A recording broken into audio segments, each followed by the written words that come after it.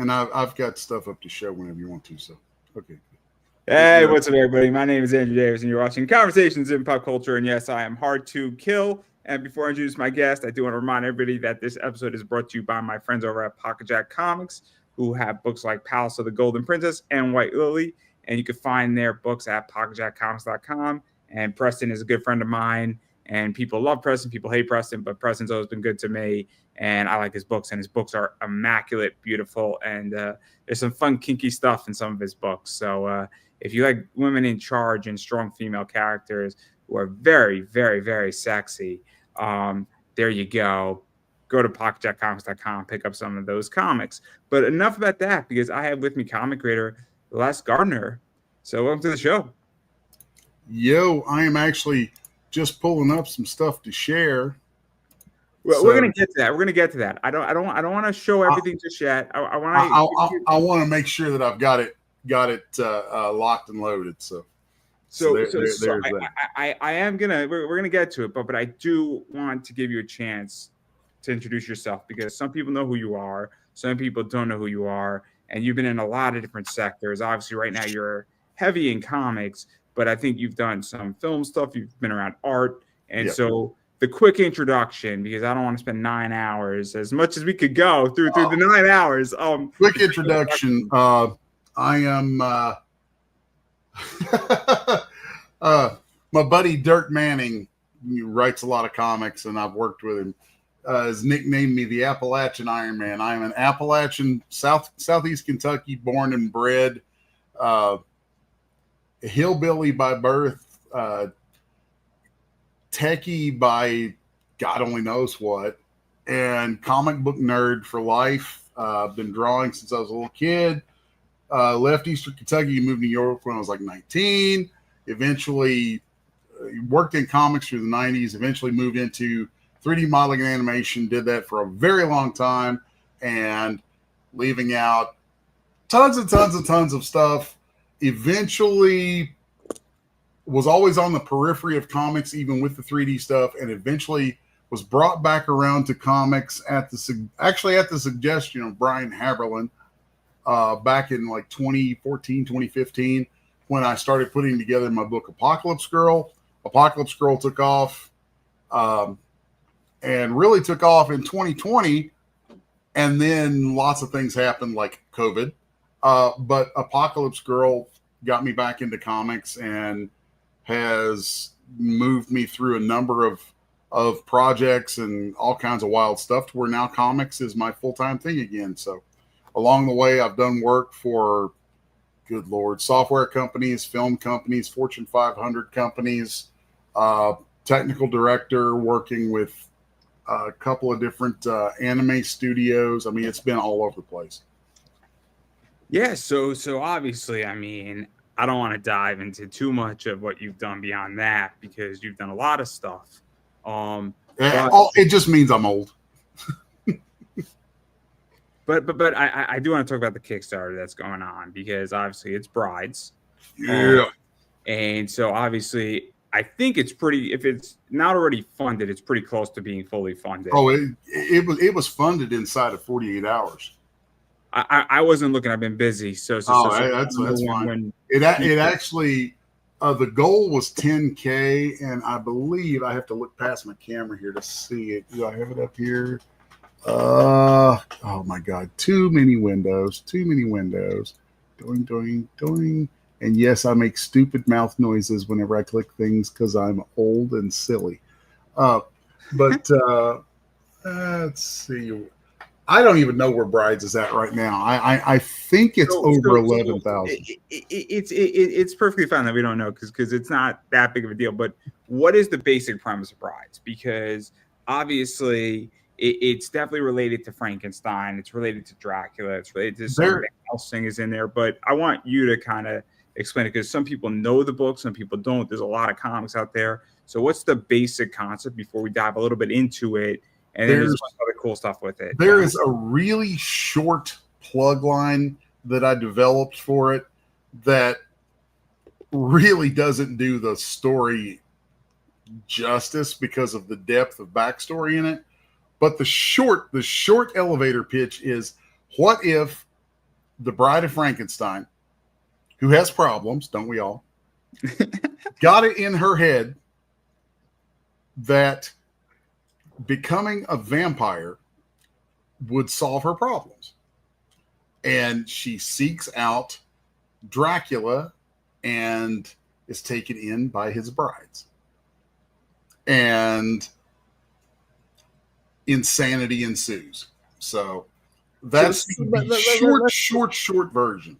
Let's get into this, because obviously there's a lot of stuff going on here. So we have Frankenstein, and that's the familiar part. We have Dracula, that's the familiar part. But I don't really know much about Frankenstein's first wife. Also, Frankenstein's complicated because people forget that Frankenstein is the doctor, not the monster. Yes. But in pop culture, it's, you know, Frankenstein is the like bolted monster that is that.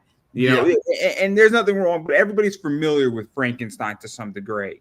But in my book, because I am a really big, like what I went to college for was actually literature. And so like I'm actually keeping most of the corpus of Mary Shelley's work and Bram Stoker's work. I'm keeping the majority of that basically intact as I put these things together, because the two authors were about 40 or 50 years apart, I think. But the books, you know, things didn't move as fast back then. So it's totally cool for those things to have overlapped. And so there's like a part of the backstory that I have going on is that Dr. Victor von Frankenstein and Abraham Van Helsing were best friends in university, actually roommates, and stayed friends until Frankenstein's experiments, where they have a moral split, and that there's that. So that's an important part of the backstory that comes up as things unfold. And the first monster that, you know, everybody would say, oh, that, you know, Frankenstein. Well, you know, I always say Frankenstein's monster. And in the course of this, I actually use his name. The monster's name is Adam. And the bride's name that I've given her is Eva. So just, you know, play on the whole Adam and Eve thing. And there are ideas that I've had for a long time about these types of creatures that I think are a lot of fun and interesting angles on it that I've never seen done before. So I want to talk about this, because what I think is fascinating, and this is just me, where I like the idea of taking a concept. So I'm a huge Zenescope fan, and I love Zenescope.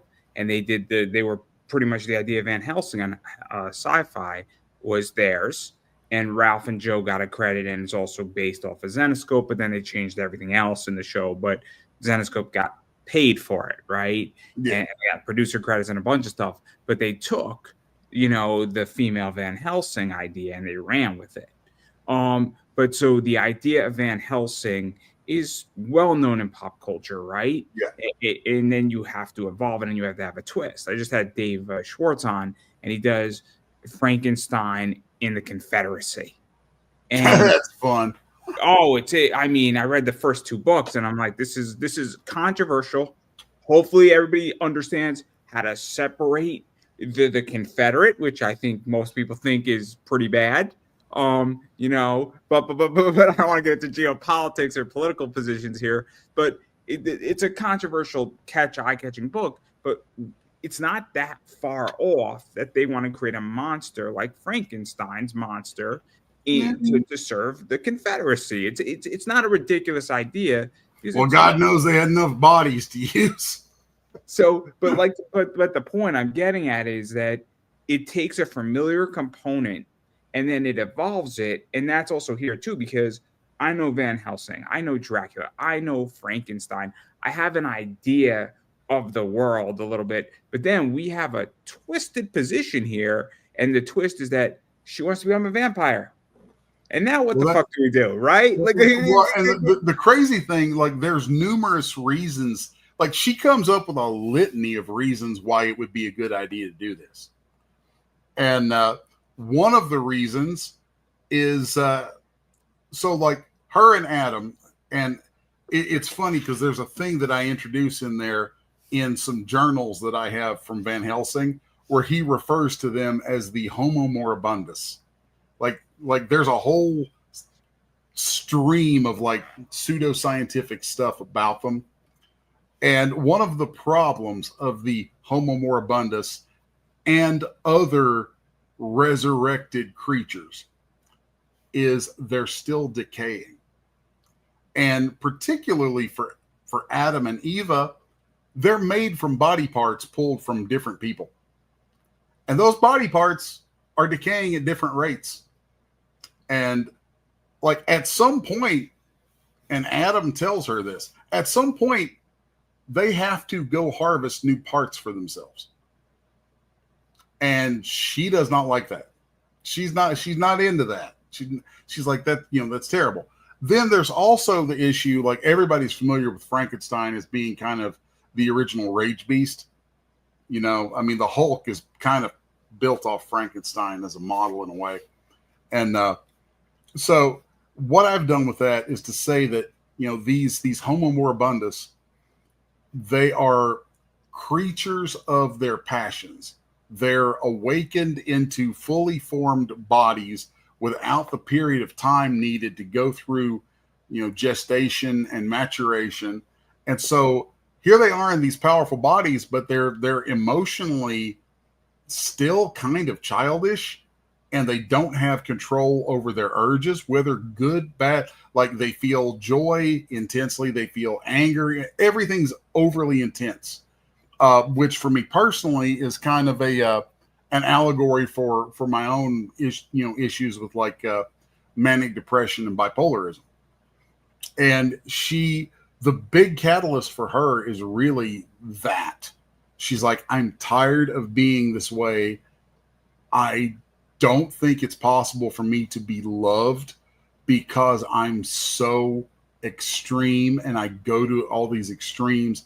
And she believes, and rightly so, and there's reasons introduced in the book, that the blood of a vampire will tamp these things down because vampires are these cold, calculated predators. And by virtue of that, they control these things. In fact, they maybe have less of them. And she thinks it's a way to kind of knock the edge off, for lack of a better way of putting it.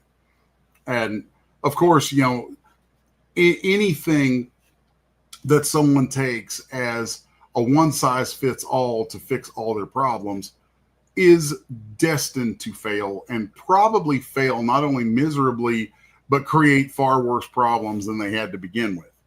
And this is definitely no different than that. So let's talk about this too, because I don't know if you know Mike Barron. Yeah, I know Mike. I love Mike. And Mike, there's a clip of Mike speaking, and he was explaining stories, right? And usually you have an eccentric character, you have a crazy, ridiculous circumstance, and he explained, let's revive dinosaurs and put them on an island. What the hell could go wrong, right? Like, yeah, that phrase is key to many a story. What could go wrong? It's I call it the whole. It's the way he says it, because he says it so eccentric, and I'm not even trying to make fun of Mike Barron when he says it, but he says it just like it's just so normal. I'm like, and it's a great clip because it's about what makes a good story, right? And then I call it the hold my beer rule. In every story, there's a moment where where somebody's like, hold my beer. Or I think the third thing you said, or it's a variation, is like the dialogue between characters and just relationships, right? Because if you have two characters and all they're doing and they're talking in a way that's just fascinating on what they're going to say, right? Like Dinner at Andre is really good at that. That's a great movie for so many reasons. And if you haven't seen it, the whole movie is about dinner at like a family, and it's a gigantic conversation, really, is what it is. Brilliant movie, right? But the point is that this story is that what can go wrong with her wanting to become a vampire, and who is going to be, A, what is her new powers? B, what is her requirements to get these powers? Is there a quest involved? And then even going further, if you have these powers, who is your friends now and who's your enemies, and is this what you really wanted? And so both these questions are now like, and this is what makes this interesting, right? Because I don't know how you feel, and then this is where I'm going with this question, I guess, is I no longer can just have, let's have an action shoot 'em up movie. I need something that is, and that's saying I still like actions, let's shoot them up movie and like stuff like that, but I need something more intellectual, if that makes any sense. I mean, any good action, like you could have well filmed, intense, fun to watch action, but if it doesn't have an emotional core and a good narrative behind it, then you might as well just watch clips from a video game. And even then video games these days have evolved to the point where they have to have that too. I mean, you just, you know. I'm man enough to admit that I cried when Jackie died in Cyberpunk. I was very upset. I played 20 hours. I knew he was going to die. And I'm like, oh, man, this is going to suck. And then after he died, I had so much ammunition. I had so much health and I had so much weapons that legitimately I had the handgun that I was like shooting this way and the bullets went that way. It was great. Like I beat the game like 4 hours after that. It was terrible. Yeah, I'm very much in this for the story, you know, like I just, and I see this a lot too with artists in comics. You know, it's like I think a lot. I don't know if I want to say all or most or many or whatever, but a lot of artists in comics are in it because we are storytellers. Like the art, the images are secondary to our ability to tell a story. So that's important. Let me ask you this, because I see it not as most. I see it really 50-50, to be honest. I could see that. Because I see a lot of people saying, look, I'm a cover artist. And if I could charge $500, $600 and I could bang out a cover in 2 days, you know, making $600, working, 10 hours on it, I'm making 60 an hour. And then I get some comps and then I move on to the next one and you bang out a bunch of those, you're making a solid living. And do I want to also tell a story on the cover? Sure. But, I would like a job, right? And I would like to make money. Or some artists say, look, I got a day job and then I'll do 4 or 5 covers and that's an extra $3,000. But I also think writers and writers who are artists are more in that vein but I also think that there is a whole capital market, and that's the whole problem with the cover artist situation right now is that, great, you're charging me $700 for a cover or $500 for a cover or $400 for a cover. This is their job. So that's why I say it's 50-50. But I think the writers and the people who are artist, writer, creatives, they want to tell their story because they're not in it for the money. They would like to make money doing this, but you're getting hired to do a job, right? Well, for myself, like I've somehow managed to land myself on a lot of projects over the last couple of years where people are paying me to draw their books, to draw their stories, but they're also asking me to help iron out their stories and to really contribute. And I appreciate that because that's, to me, that it as an artist, it's important to me that I enjoy what I do, that I enjoy I mean, if I'm not, it's like an actor who isn't engaged by the character he's playing. If you look at my most fun interviews, right, you can tell when I'm having a good time on an interview. And this is where I'm at, is that you can tell when it's not a bad interview, but you can tell when I'm thrilled to have somebody on, and that it's a privilege. And the best interviews that I do are the ones where I'm having the most fun. And usually what happens is that the ones that I'm not having the most fun, not bad, but they're usually not the best, because you can tell. And it's also my guests when they want to be here. There are plenty of guests who need an interview who don't want to fully commit. And it's a fucking problem. And I don't think it just applies. I think it's partially in comics too, where I could tell when a project just wants to make money. Yeah. I can tell, and I could tell when an artist just wants to make money. And there's been plenty of people I've interviewed where I could tell that they're in over their head and that they're just trying to make money. There's been plenty of shitty books that I've backed that have done like $25,000, and they were a piece of shit done by companies that push out real expensive components. And I'm like, this is just a bad book.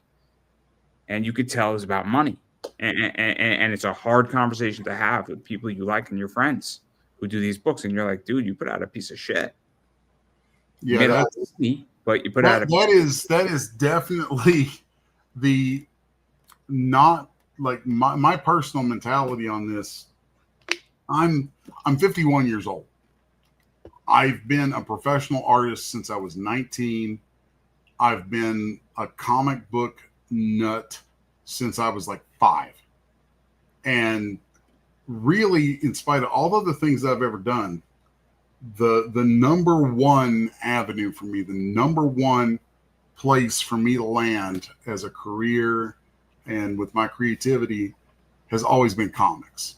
For me doing something like Brides or like my previous books, Homestead or Apocalypse Girl, these are, every one of these I get to do is another day that I get to live out a dream that I've had since I was a little kid. Let's talk about that too, because very few people get to live out the dreams that they want to live. Very few people get to, I get to interview some of the people that I grew up watching. I interview a lot of people in comics, interview a lot of voice actors, interview a lot of wrestlers. I interview porn stars.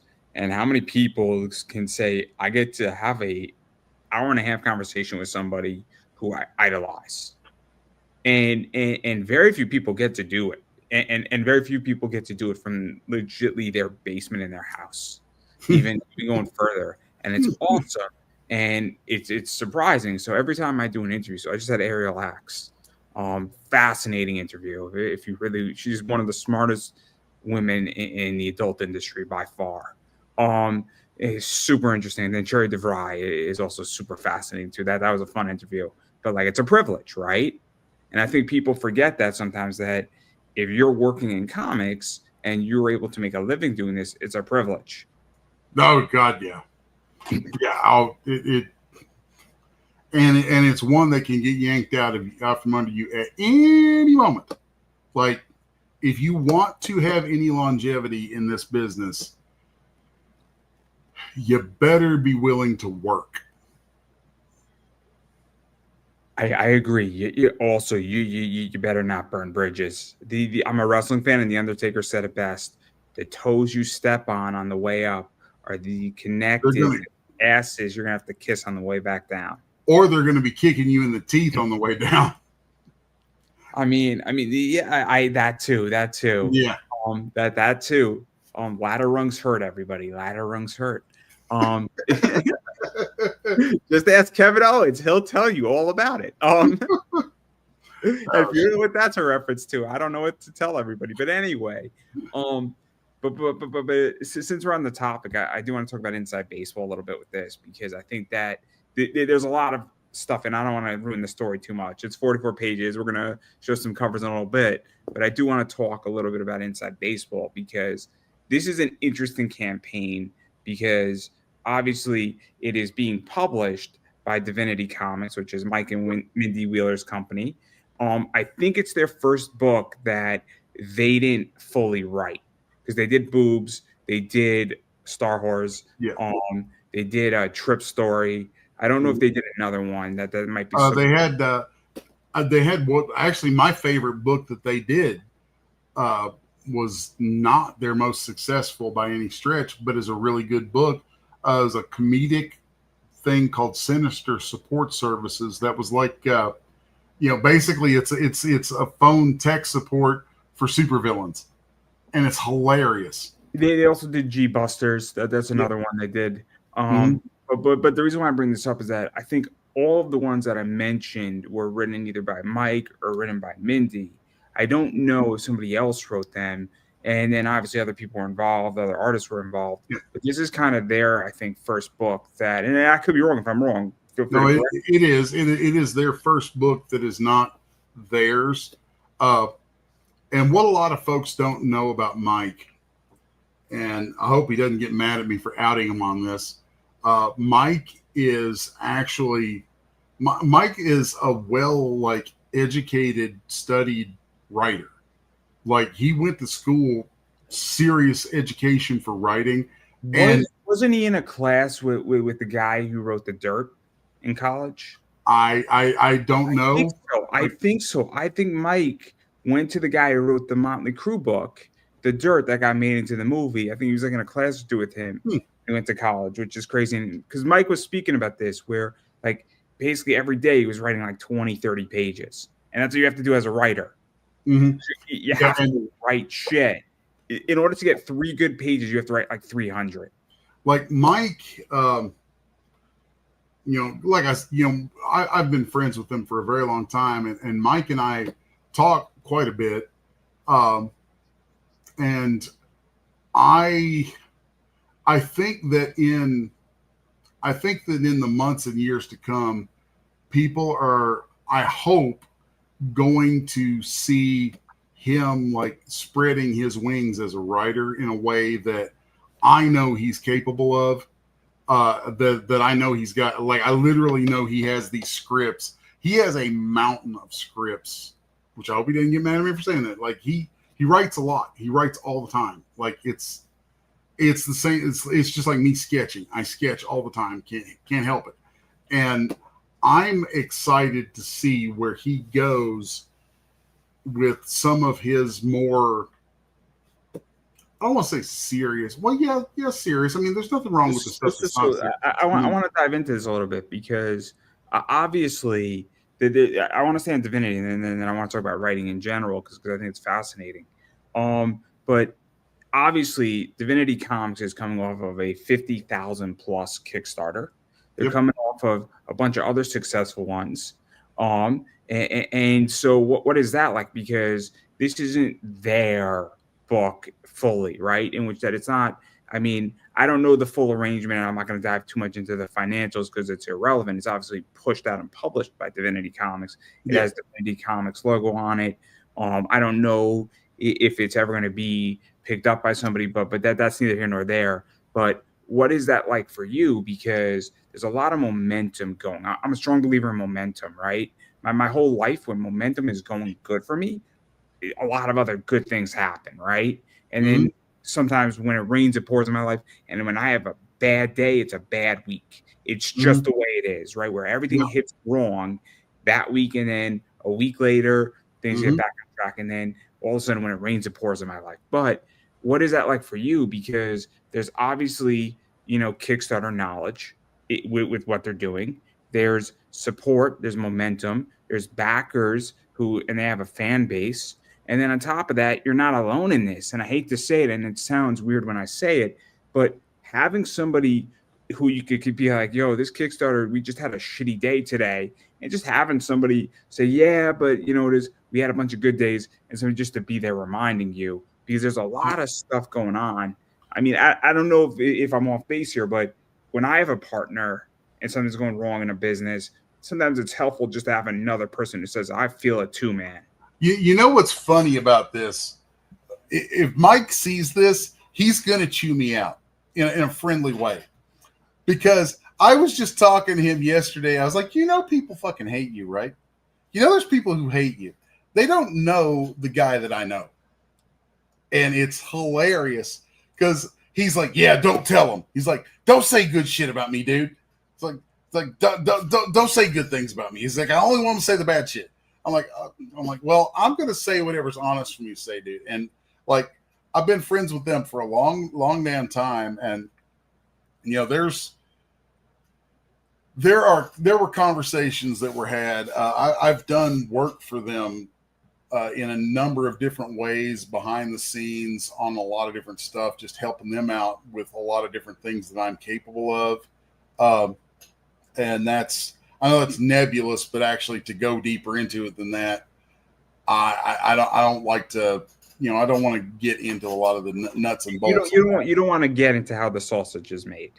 Well, yeah, and I think that it kind of leads me off the beaten track in a way that's not. But it's actually kind of irrelevant to a lot of stuff. Because the reason why I bring all this up is that I think it's fascinating when you come into a company and there's infrastructure there, right? So and that was it's helpful in a lot of ways because I have a day job and there's a huge amount of infrastructure. Yeah. And oh my God, I don't think people understand. I had a business, and I'm going to make this point really clear.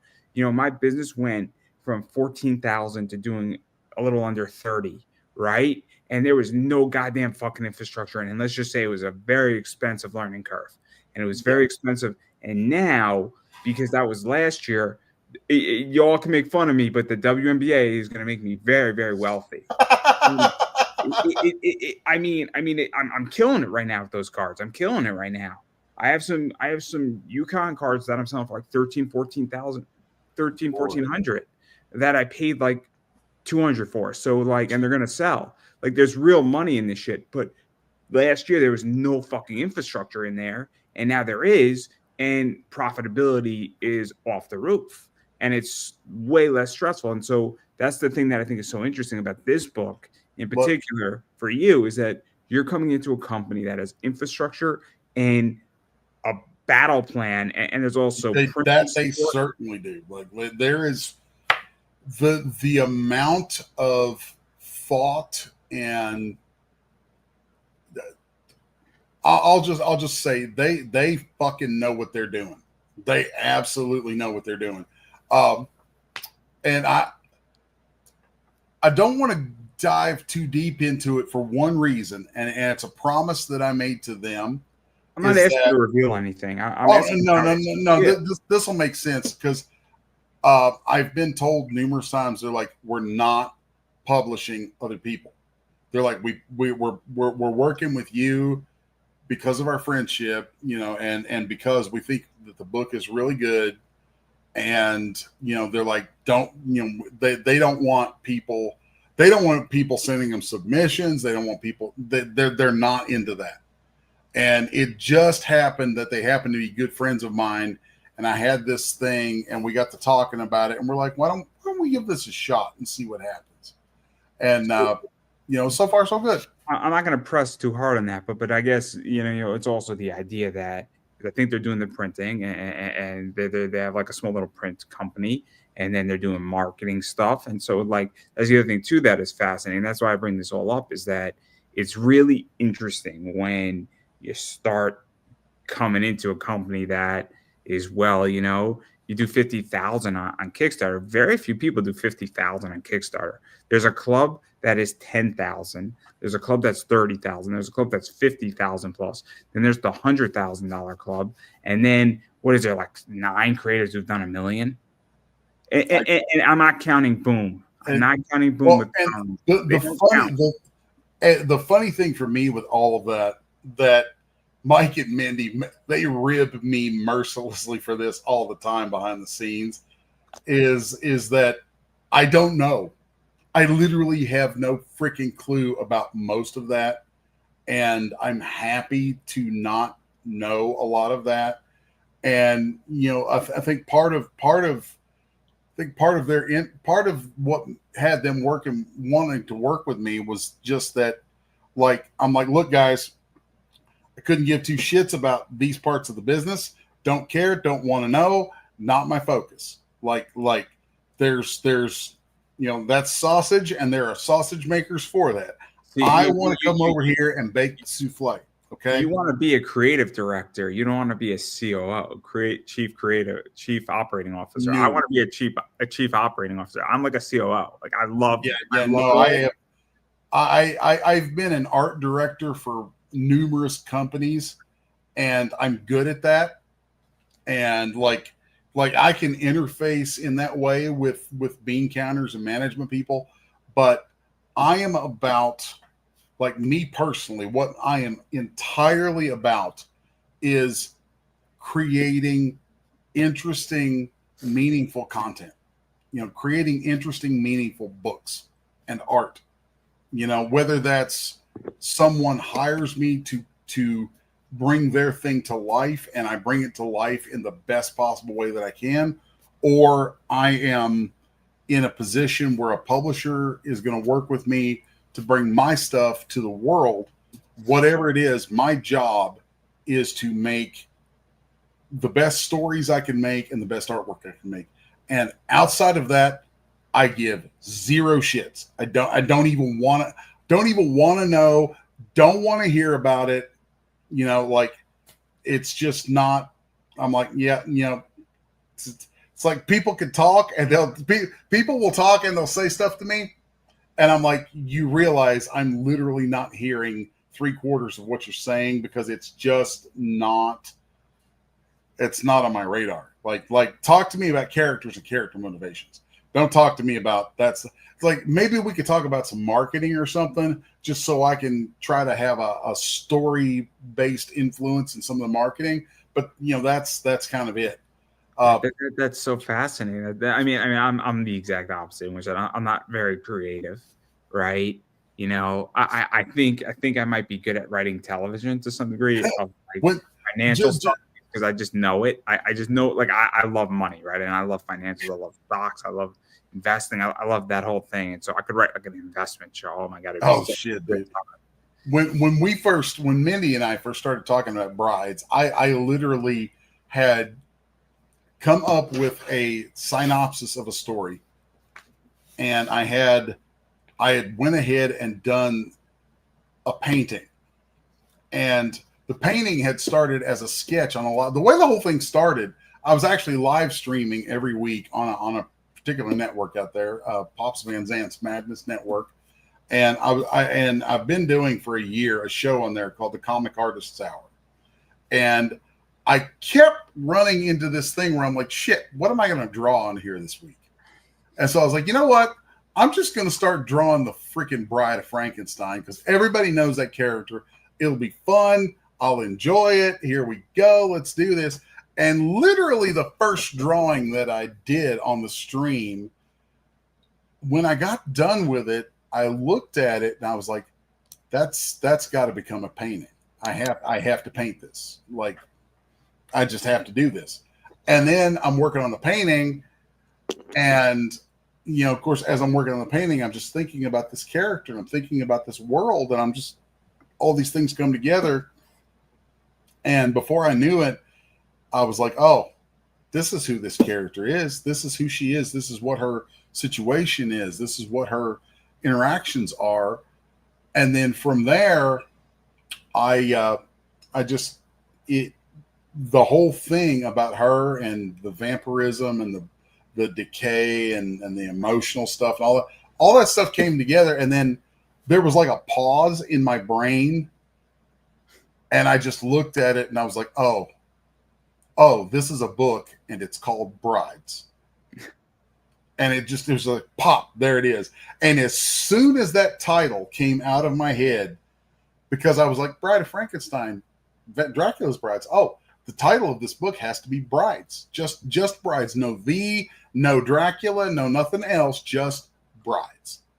Isn't it funny how that happens, right? Like, and just ideas. What's wild is when that happened, the moment that happened, my synopsis tightened up, and then within about 2 days of that, I had written the backstory to this world that became about a 25,000 word Bible.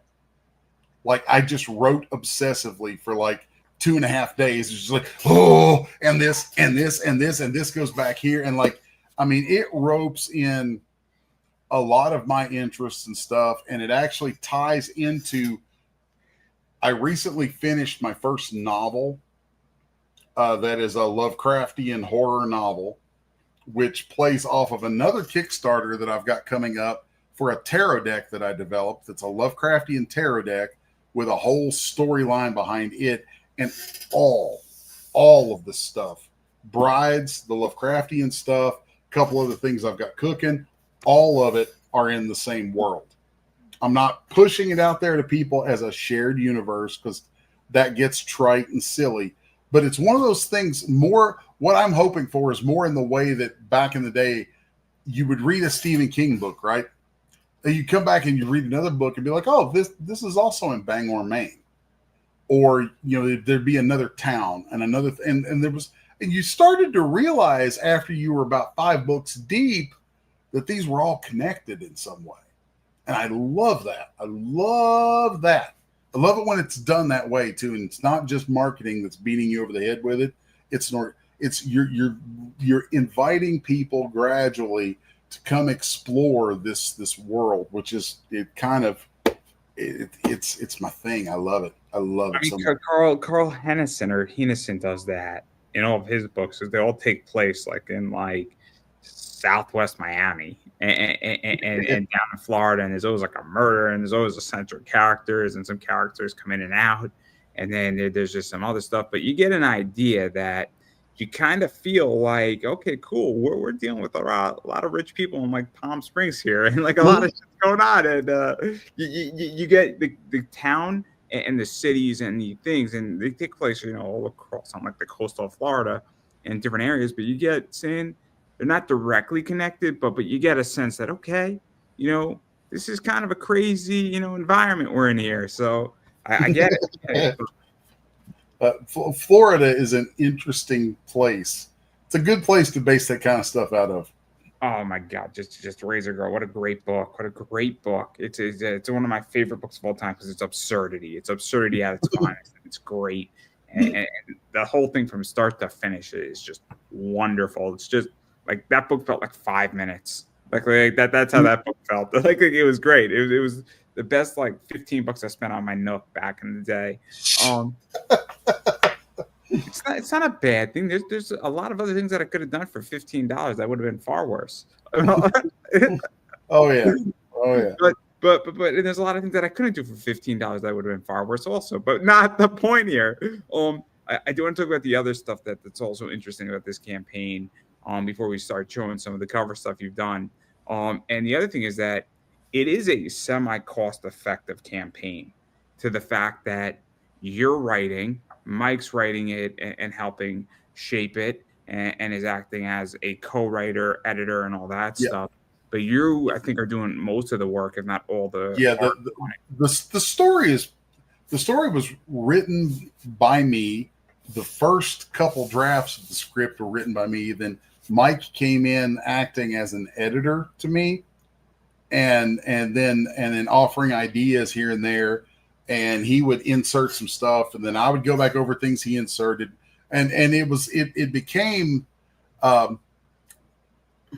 it was collaborative in the sense that like he would offer things about scenes, and he would pose questions to me. Correct me if I'm wrong. Sorry to cut you off. It's different than if you paid an editor, because this editor has a vested interest and is your publisher. And so you're not paying your editor because they have a royalty ownership vested interest stake in the book, right? So that changes the relationship of a co-writer, co-editor, co-idea person at the helm, right? Well, and Mike's this is the first book of this kind, being, it's not a satire. It doesn't have tongue-in-cheek humor in it. It's a very different book for them. And from the get-go, Mike was like, if we're going to do this, he's like, I want it to be the best it could possibly be. And that was actually a little intimidating at first, because I was like, oh shit, how much crap am I going to take from Mike? Because I know he'll give it. And I mean, in the best way possible. And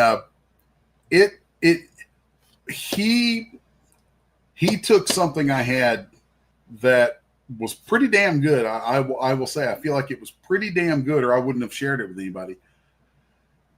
And anytime there was something that he would come up with to add to it or to tweak in it, if I didn't like it, he would defer to me. He would always say, he would be like his name being on it is because of me. Like he's like, you don't have to put my name on this. He's like, it's yours. This is yours. I'm just helping you make it the best it can be. And I was like, dude, no, I don't do that. I was like, you've helped me. You've edited on this. You have to get credit. And, So to go further into that, because obviously, I think sharing is caring in some oh, yeah. circumstances. The man is a brilliant fucking writer, and I really want to see more of that side of him get to come out. So this is my gripe, right, with comics. I have no problem. Is there are people who want to share with me and want to be supportive, and there's people who want to take and they want to take every component of this, and it's a problem, I think, as far as interviewee and interviewer, and I think it's a problem in life collectively because it's really hard to find people who say, "I want to share," the table with you, where you got to eat too, right? And because look, there's plenty of people who want to share, because they're in an abundance, and then there's plenty of people who have helped along the way, and now they're in better places, and they don't come back down or they don't lift people up, and I think it's a real problem right now in society.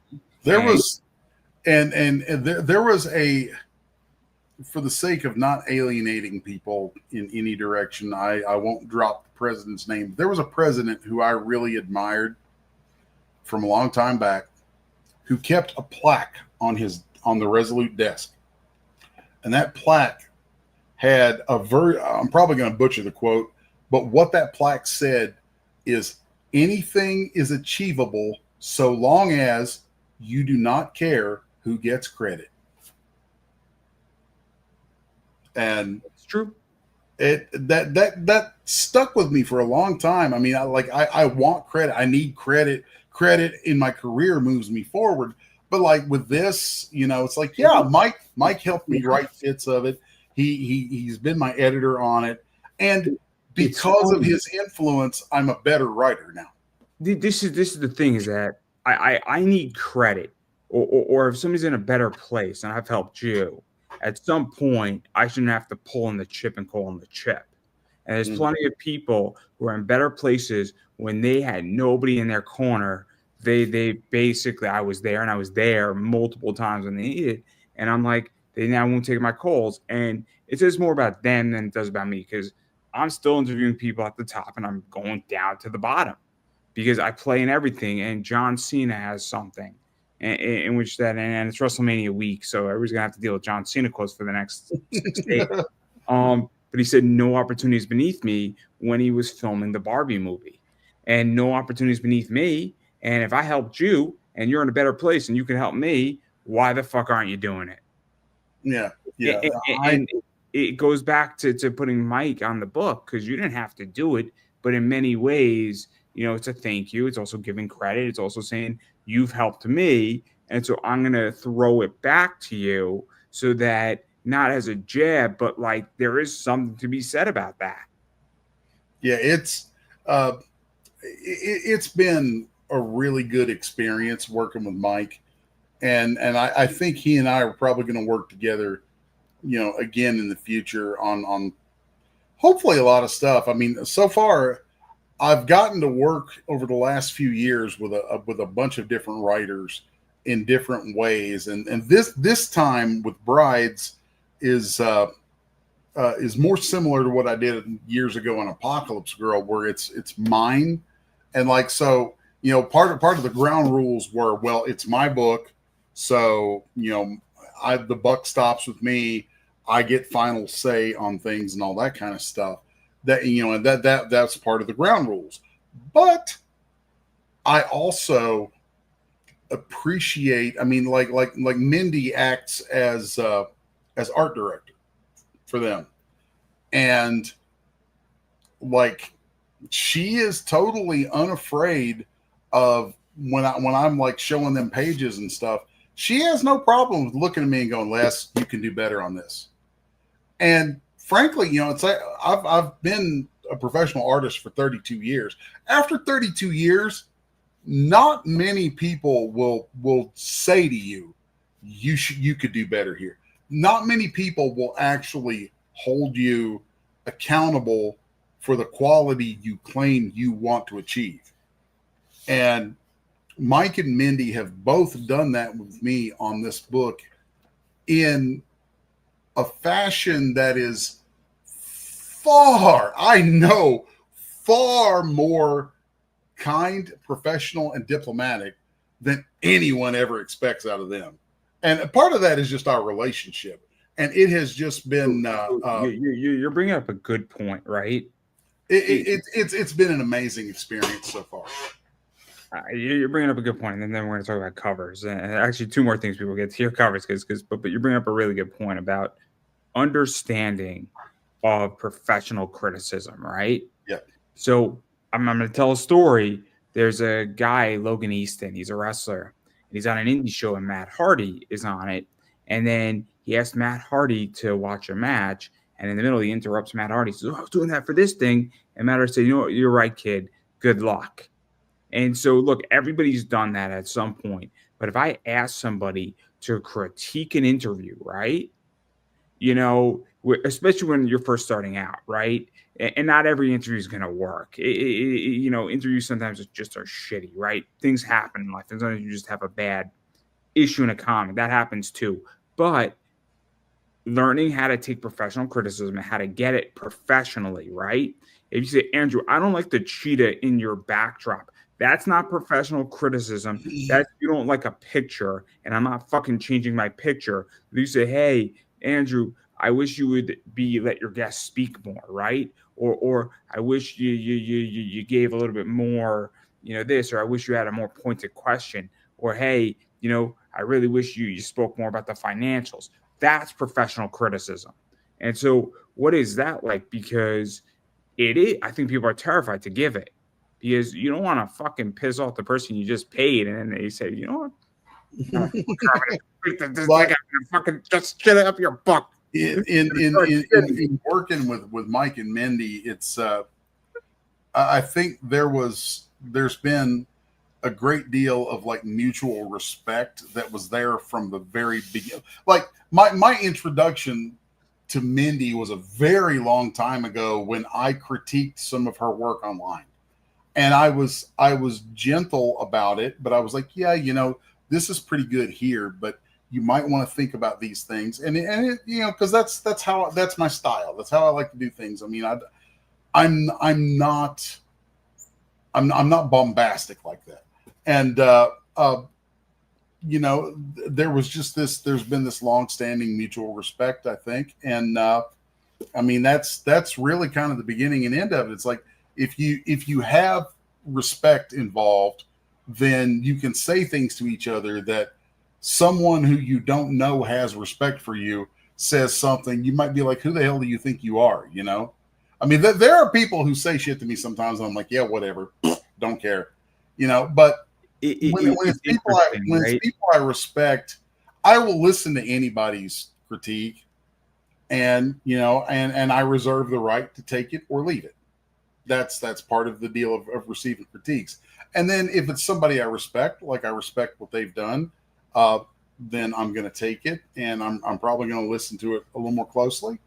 And it's been great. It's like they've really. I mean, look, I think they have helped me elevate my work in a way that is really I'm really proud of. No, I don't disagree on that. It's also who it's coming from, what they've done, and where they're at, right? Oh, yeah. I also think, though, that some people, and I've had this conversation, I haven't done a comic, right? But I run a business. So if I'm talking to you about running a business, and we're talking about the comic side of the business, and I was on with somebody, and I got a free coaching session, and that anybody could have joined, but I was the only one who showed up. It was great. And this woman sold her business for $15 million. And what she said to me, and it stuck with me, is that every business at its core is the same.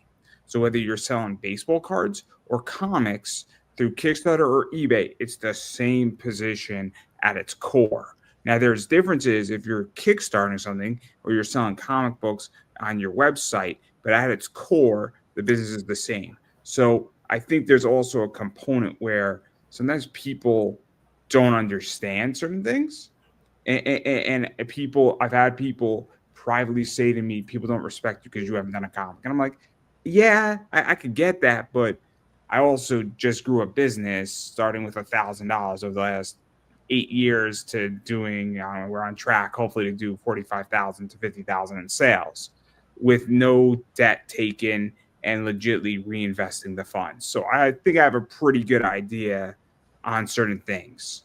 I don't know how to TIFF a book though. And I have no desire to learn how to TIFF a book. So I'm not going to talk about that.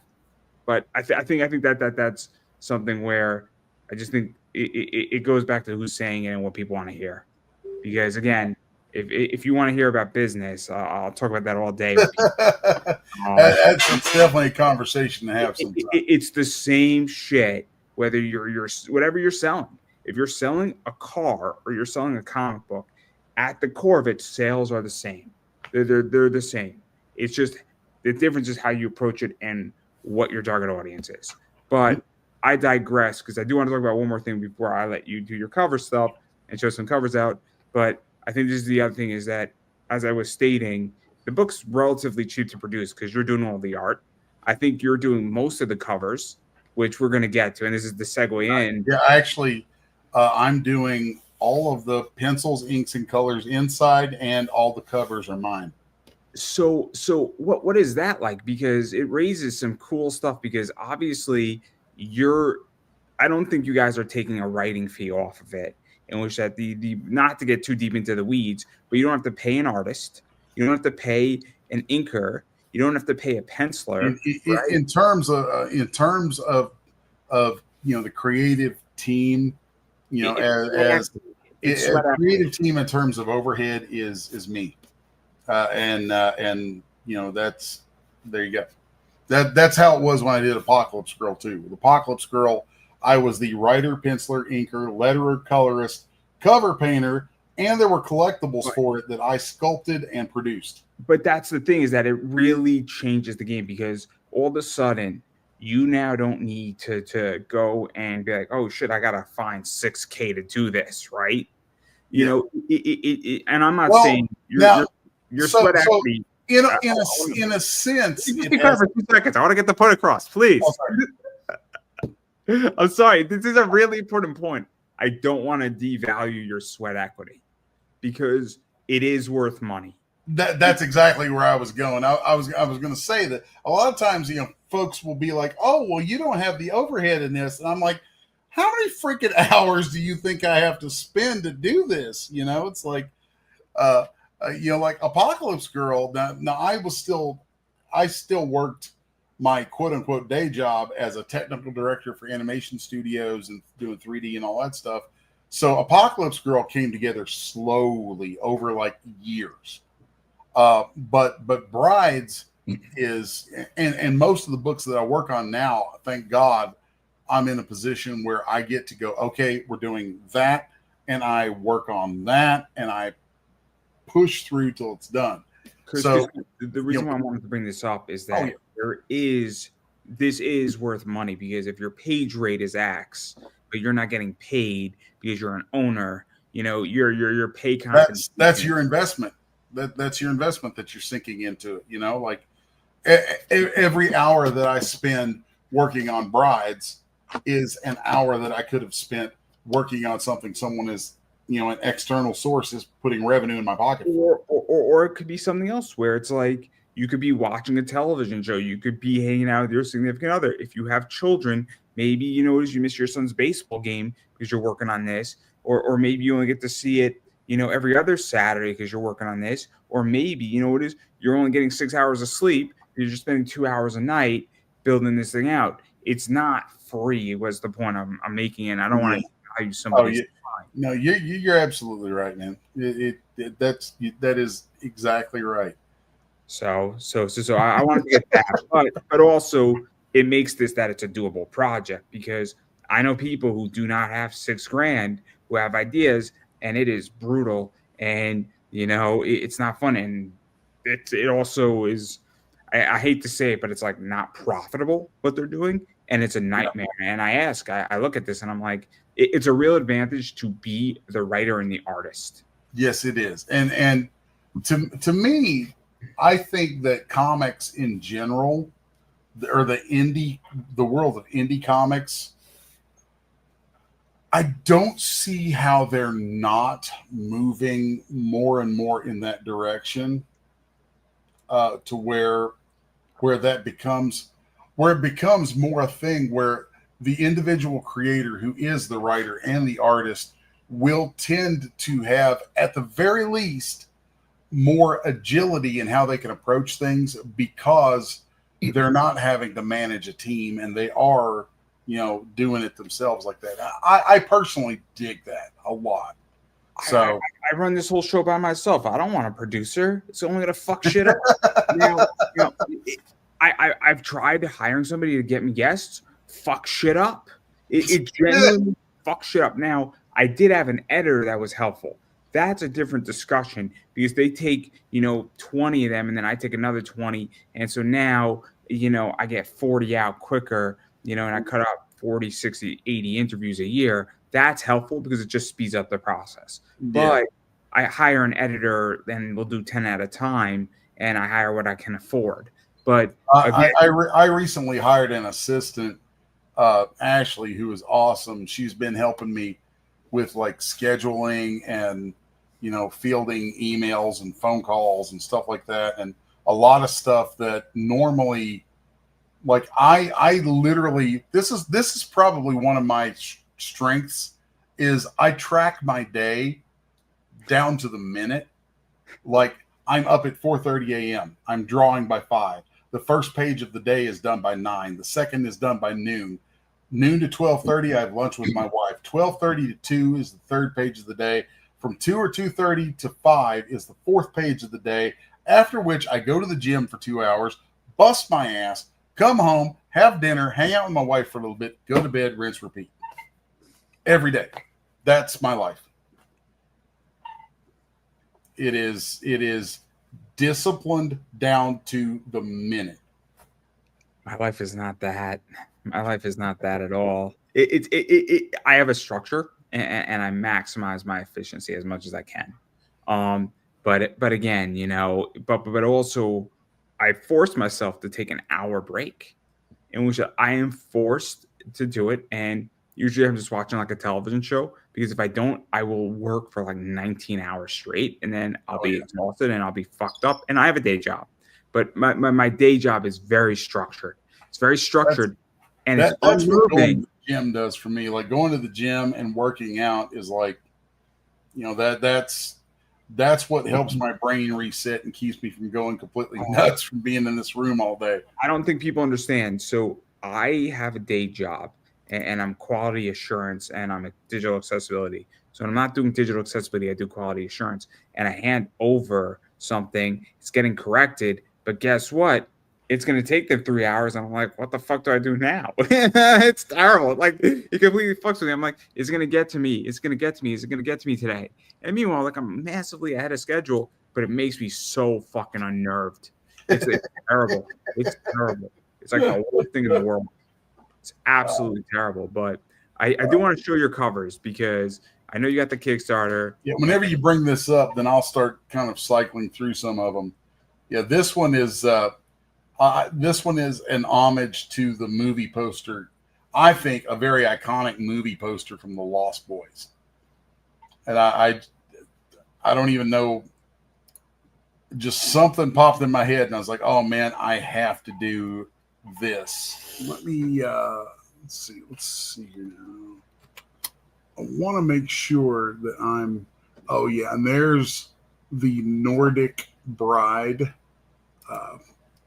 It's terrible. I know these are my characters, but I can never quite remember their damn names. I have nicknames for them. So there's the Nordic Bride. Then the one coming up next is, I just call her the Gypsy, because their nicknames come from things in their backstories. So, and this one I personally have this like connection to, because even though the character's not Asian, my wife's Filipino, this character's like skin tone and hair are actually based on my wife.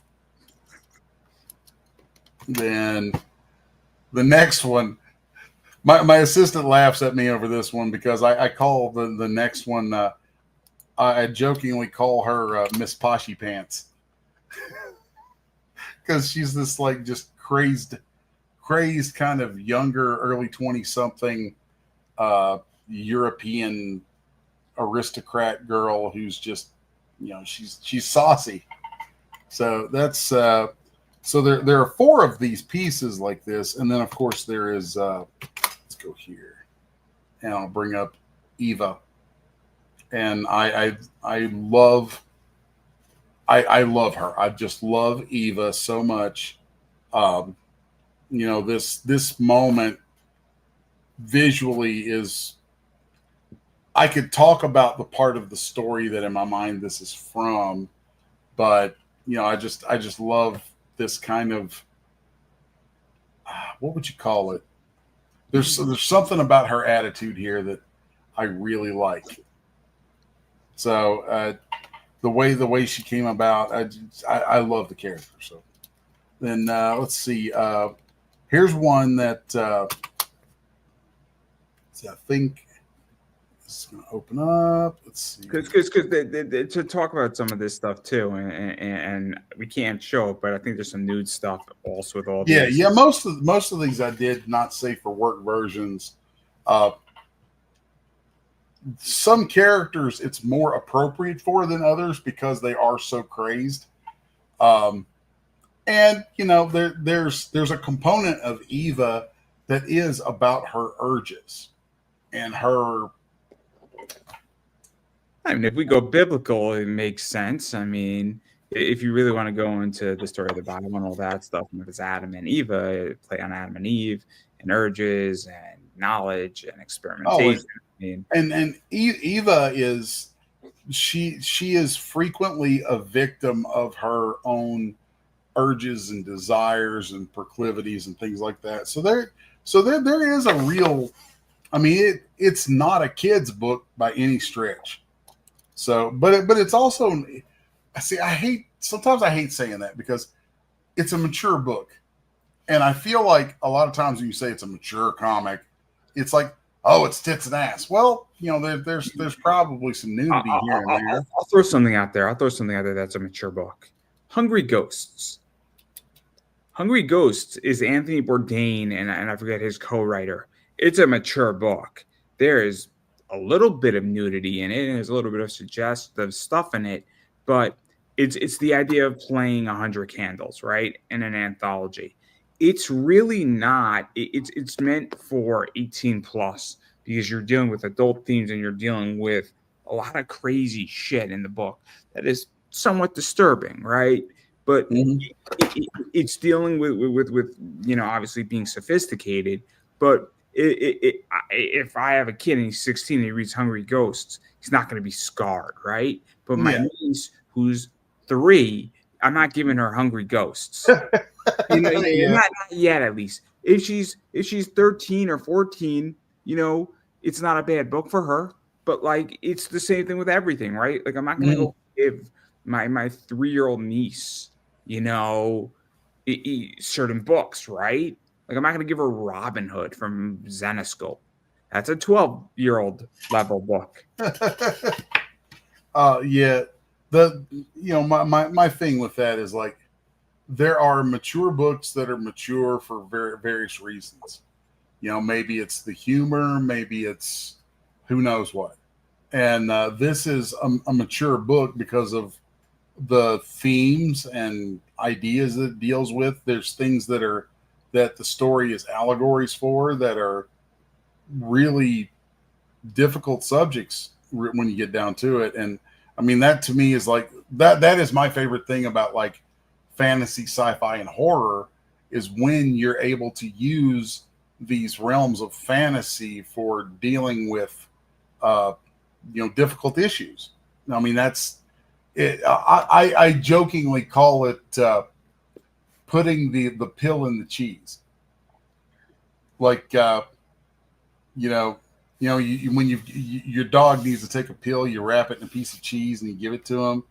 It's like the trappings of all these genres and all this stuff. Those are the cheese. They're tasty. They're fun. They're cool. It's interesting.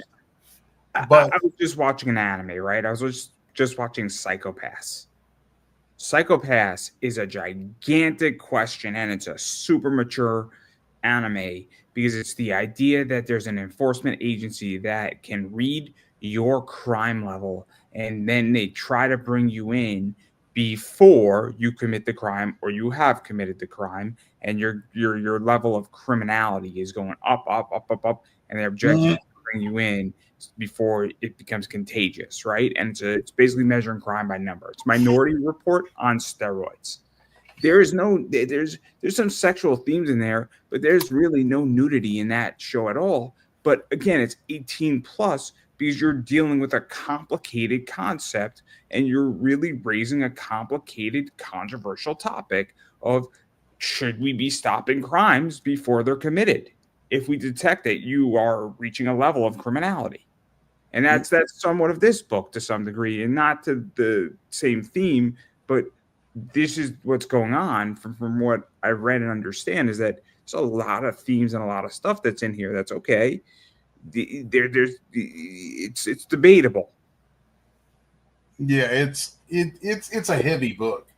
You know, it is. It's a thematically heavy book, and thematically heavy while also still being, I think, a fun gothic horror. I mean, that's the core of it. That really is the core of it. Is that it is a gothic horror graphic novel. You know, heavily influenced by, artistically heavily influenced on the inside by like Bernie Wrightson's my North Star on the stuff. Heavily influenced by Bernie, but then on the writing side, you know, obviously influenced by, you know, Mary Shelley and Bram Stoker. That's a given. But then there's a lot of, I guess, there's mood that calls back to a love I have of like Anne Rice. I am a huge Anne Rice fan. Huge Anne Rice fan. Have been for most of my life now. And then there's elements that are, you know, from that kind of have influences from Clive Barker. God, Clive Barker's a big one. Elements of Lovecraft. You know, there's the gothic horror novel is a thing for a reason, and it's a great genre for a reason, and it's a genre that is, it's a format that is great for dealing with really difficult subject matter. Nah, I get it. Kind of fascinating. Again. This piece on screen, by the way, this is the one that was the first drawing that I did. I was doing it on live stream, and then it became a painting that kind of opened the door to all this. And I just love this piece of artwork. The original of it is hanging in my living room. Oh, that's crazy. It's crazy. I don't have any originals. That's not true. That's not true. I have some commissions, but I love art. I love art, and I love really cool stuff, and I love pages. And I should have bought a page from Scotty Young. It was Lando Calrissian, his baby cover of Lando Calrissian. And I had money, and I should have bought it. I should have made an offer on it, but oh man, it would have been great. It would have been so much fun to have that one, because they don't come up now, and it's terrible. Well, I've been kind of hanging on to these covers. I've had people looking at them and making offers and things on them, because these are all original airbrush paintings. These are on airbrush paintings on illustration board, and it's so I'm gonna phrase it, and feel free to tell me if I'm wrong how you feel about it. So there's stuff that I have that are really, really rare in cards, in comics. And look, if somebody was to offer me, I have a very rare WWE comic book signed by the Four Horsewomen and the Bella Twins. If somebody was to offer me $15,000 for it, I would take their offer, right? Because the money is too good to say no to, you know. But if somebody's offering me like $3,000, you know, for a lot of people, $3,000 is like, oh my god, it's $3,000, and you paid $250 for it. What, are you fucking crazy? And I'm like, I really like the book though. I really like this book, if somebody was to offer me 10,000 in cash, I might consider, because that's a lot of money for something. But I still might say no because I really like the book, right? And so, but once you get to a certain number, you can no longer say no. Oh yeah, So definitely. but like there's also a lot of other stuff where like I have other stuff where I like the book, but I'm willing to sell it. I mean, but there's other stuff that I have that I'm just like, it's just not on the market. And I don't really care what somebody offers because I love that thing and I like to have it. And I could sell 15 other things before I'm going to go sell that one. So I don't know if that's how you feel about it, but that's how I feel about certain things in my collection. There are certain things in my life that are like that, and you can see some of them hanging behind me. So my guitars are my babies, and like I don't know if you and I were put together by McKay, right? From it was McKay from over in Knoxville. Well, what are you talking about? I think I was pointed to you by a mutual friend. Or you? No, I just reached out to you because okay. I'm thinking of somebody else then, because I was just watching the stream with Mike and Mindy. Okay. A while ago, and okay. And I was like, I've had a flood of people getting in touch with me over the last couple of days, so I had it in my head that you and I had gotten together because of a mutual friend. No. I was just watching that stream. I'm like, oh, I'll hit him up. Everybody needs media, right? And I don't care if you already reached your goal. Everybody needs media. It doesn't matter. Oh yeah. I mean, okay. So that's a funny thing with Kickstarter. Like, there's a goal posted on it. I wish they didn't have that on there. I really do, because like I feel like there are times when people are like, oh, they made their goal, and they might wander on by for some reason, and like I'm like, no, I'm like, my goal is as much as I can humanly make off this. Okay, seriously, because the higher I go with this, the more successful it is, the more that funds my ability to keep making this kind of stuff for people. I've had this conversation with people, and it goes one of two ways. Once you reach your goal, great. What do you do with the money afterwards? And people either are very open about it, or they're very closed about it. Because if you need 10,000, which is ideally the bare minimum, hopefully, but neither here nor there. But in theory, it should be that. And then you do 30,000. We'll use Star Wars as an example, right? They did $50,000. Your printing costs technically go up because you're printing more books, and there's other stuff that's in there that's going to cost money. But if you now have an extra $25,000 that is essentially profit, guess what it does? It funds issue 6. And it benefits the business. So the more money you raise, the further you go. Or conversely, the other thing that nobody wants to talk about is that this is a business, right? So Kickstarters are part of a business now. And if you are doing 3 issues and issue 1 cost X, and then issue 2, you made 5,000, but you're still 5,000 in the hole. And then by issue 3, you've now made an extra 15,000. You might have debt on your business, and you might have to tackle that debt, and nobody wants to talk about this shit because unfortunately everybody thinks, oh, it's a crowdfunding. Bullshit. Yeah. Kickstarter's not crowdfunding anymore. It's a business venture seed round with no equity. So let's stop all fucking pretending. I'm sorry, everybody. This is a hot take.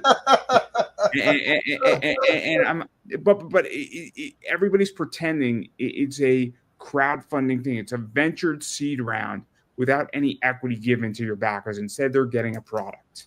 And there's nothing wrong with that. So once you get the money, you can do whatever the fuck you want to do with the money. There's no ethics in this. Oh, that's funny. It's no I think you and I are on the same page with that. It's like, what are you going to do with all that money you make? It's like none of your damn business. Frankly, I mean, that's like asking people, how much do you make at your job? It's none of your damn business. This is the ethic part of it. The ethic part of it is that you owe me a fucking book if I backed your campaign. You owe me a fucking book, and you better damn make sure the first dollars. So if I hopefully Mike and Minnie aren't going to mind. I back Star Horse. I expect a fucking book. Okay. Now, if that book cost them $8 or $10 to make, and I backed at 25, I don't give a shit what you do with the other 15. But that's $10.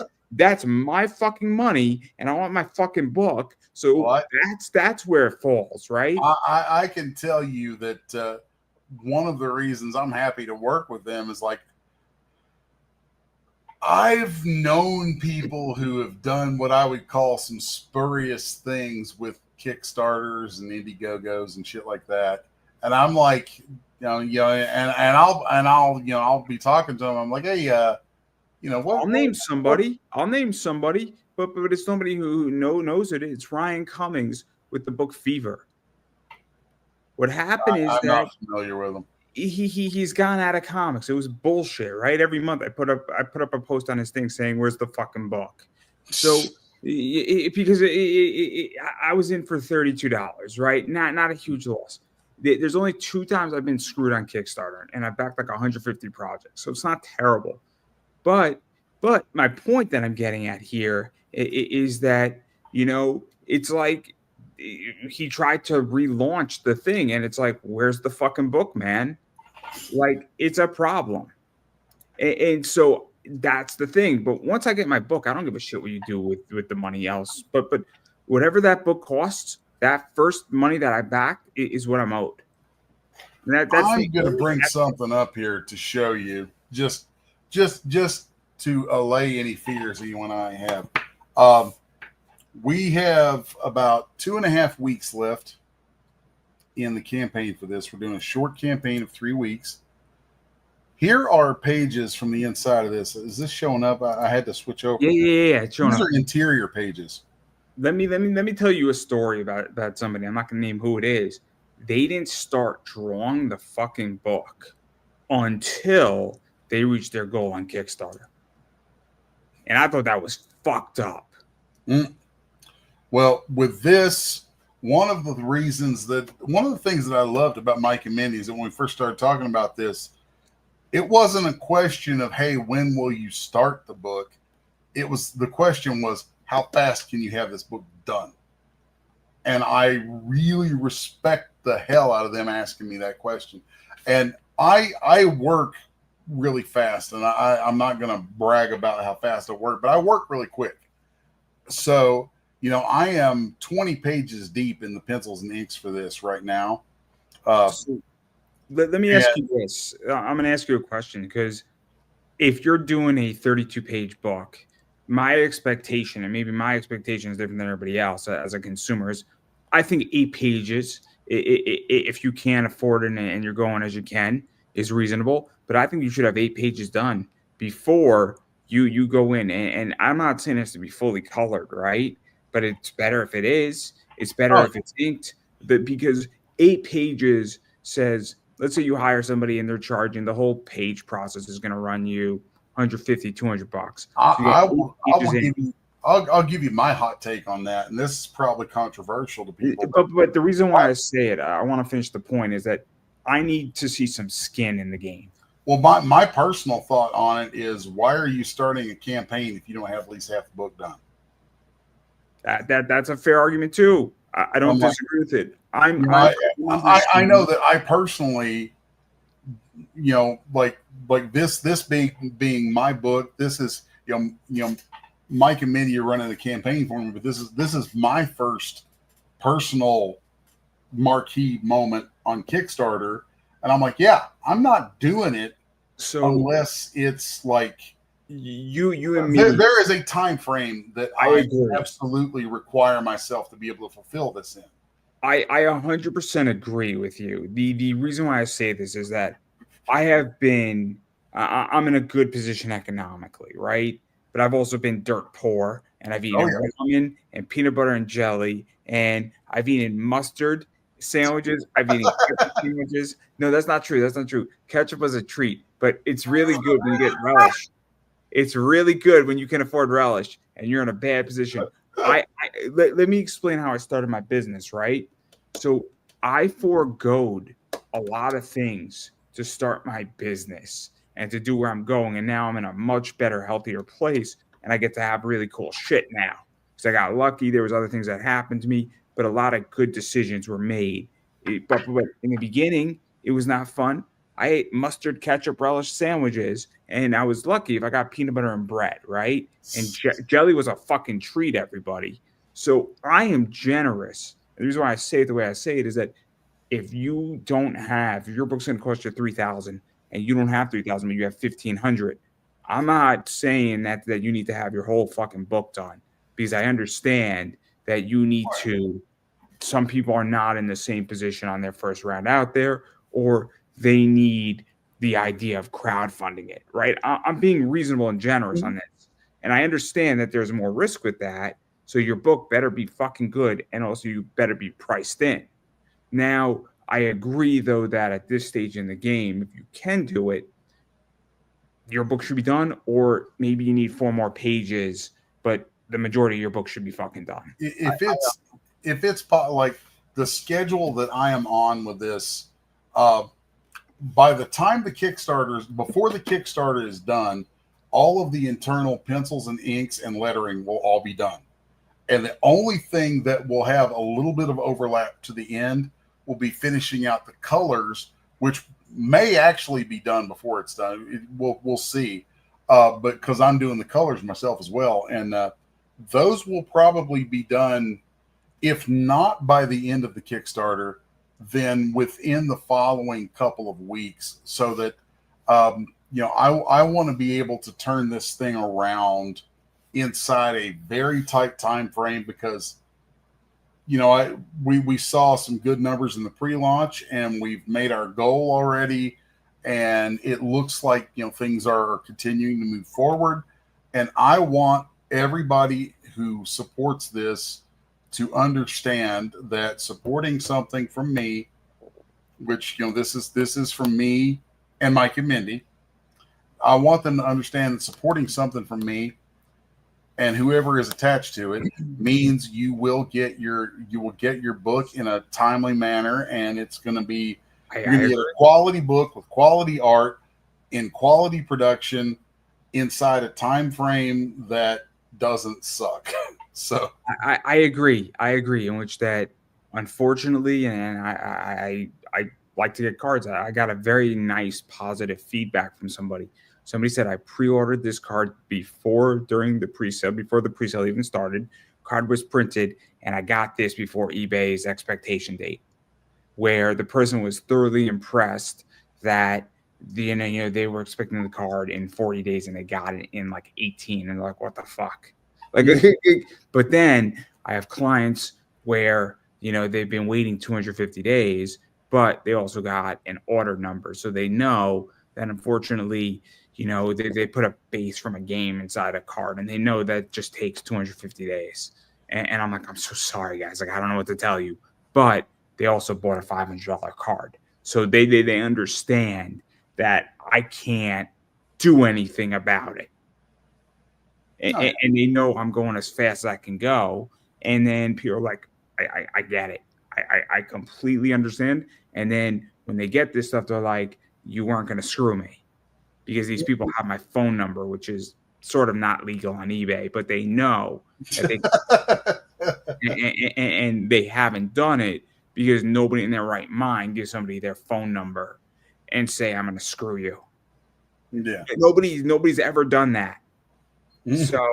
So again, but I wish the card was done, because I want these people to have it. I want like a turnaround time of 15 days, because I need to fucking have it, so I don't have to deal.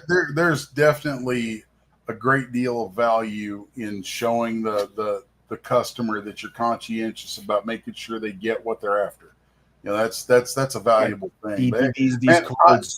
I'm noticing the time, and like the later I stay up, the harder it is for me. I'm sorry. So I want to give you a chance to promote yourself. Yeah. It's like I'm an old fart who literally gets up with the sun. So it's like I'm like, oh my God, all these people, these podcasts, and they all want to do them at like 9 p.m. to midnight and whatever. I'm like, I'm sorry. I'm old. Get off my lawn. You could have done it at 6 a.m. I would have woke up.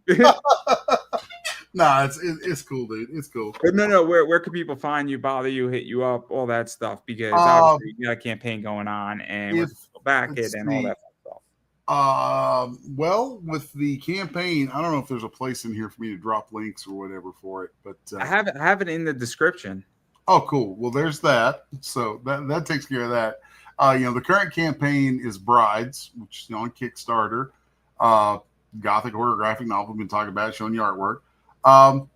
Then if you want to follow up with me other places, like I said, I'm old, so the best place for me is probably Facebook. So there's a couple of Facebook pages that track my stuff. There's Les Garner artist page, and then there's my studio is called 6S1 Media or 6S1 Publishing. So if you put SIXUS1 in anything I come up, or you put my name in anything I come up, and I'm on Instagram. You can look me up there. I'm on Twitter, but I don't really on X, and I don't really post that much there. So, but yeah, Facebook is a good one. Or you can just slap my name in Google, and I come right up. So, I mean that's pretty much it. I know that's kind of scattershot, but at this point, I'm hard not to find. Fair enough. And then obviously I'm just going to continue to promote myself here. And I'm going to keep saying is you got to support what you want to see get made. And support comes in a lot of ways, and Kickstarter is a good position of that. There's also other things that you can do. Obviously following, sharing things out is helpful. And just telling somebody you like their work is also great. But money is a good one, guys. Money's yeah, money talks. And I have some appearances coming up. I'll be signing books and doing sketches and things at Nirvana Comics in Knoxville, Tennessee on April 25th. Then the weekend of May 9th, I'll be at FrankenCon. Also, it's a horror show over in Knoxville. I get a lot of love from the Knoxville area. Knoxville's a cool town. I really like that place. I'm trying to think what else. I know I've got other ones coming up, but those are the two immediate ones. So, and then I'm going to continue to promote myself because it's my show. Obviously, I am Pop Anime Comics on Twitter/X. I am Pop Anime Comics on the Instagram. I am Pop Anime Comics on Facebook. I am Pop Anime Comics on YouTube. So if you're not watching on YouTube, please go to YouTube and subscribe. I have a lot of interviews. I think I have like 1,000 plus now. And I got a lot of micro content, and a lot of micro content is coming back in May. So stuff from the vault is coming out. And this year I am releasing 20 interviews that are audio that have never been released before. So it's a lot of really interesting content that's coming that has never been released before. So if you're into really good interviews and a lot of content, I got you covered. Please subscribe there. It means a lot. YouTube is free, guys, and it's a great way how to support what I do. And then furthermore, TikTok is another one that's also going to be getting, if it's still available, if it's still around, that's Pop Anime Comics. And then the other thing that I do that I really want to push and let people know is that I have an eBay store. So look for comics and collectibles. Come shop with us on eBay. And I sell a lot of comics. I sell a lot of cards. I tend to sell a lot of one-on-ones. And I do have some really, really expensive stuff in my store right now. And I have a lot of WNBA stuff right now in my store. So, if you're looking for that, and I'm cheaper than Panini, which is the company that does it, and I offer free shipping. So if you're looking to buy 1 or 2 cards, you're going to get it cheaper from me than anybody else. And I do match prices. So if you show me somebody's cheaper than me, I'll match their price. 100% I'll match their price. So definitely be on the lookout for that, and just shoot me a screenshot, and we'll figure it out. So that's everything I got going on, and I'm going to give you the final word.